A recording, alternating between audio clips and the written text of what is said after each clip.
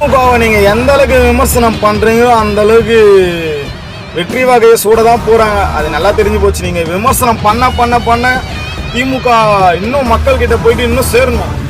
இன்னும் விமர்சனம் எந்த அளவுக்கு பண்ணுறீங்களோ அந்த அளவுக்கு போயிட்டு கண்டிப்பாக சேரும்னு நினைக்கிறேன். இன்னும் இதை விட அதிகமாக பண்ணுங்களா கொஞ்சம் விமர்சனம். நீங்கள் என்ன தான் குற்றச்சாட்டு வச்சாலும் 234 தொகுதியில் ஒரே ஒரு தொகுதியை கூட உங்களால் கைப்பற்றவும் முடியாது. ரெண்டு கட்சிக்கு நடுவில் தான் போட்டியே. ஒன்று அதிமுக, இன்னொன்று திமுக. இதை தவிர்த்து மக்களுக்கு வேற கட்சியே தெரியாது இந்த ஜென்ரேஷன். ஓகே, எங்கள் ஊரில் கிராமப்புறத்தெல்லாம் போயிட்டு கேட்டு பார்த்தா ரெண்டு கட்சி தான் தெரியும்.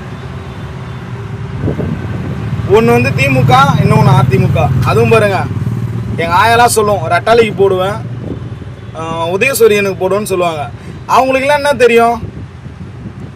நீங்கள் எந்த அளவுக்கு திமுகவை எதிர்த்து நிற்கிறீங்களோ அந்த அளவுக்கு திமுக வளர்ந்துட்டு போயிட்டே இருக்கணும். விமர்சனம் பண்ணுங்க, இன்னும் ஜாஸ்தியாக பண்ணுங்க விமர்சனம்.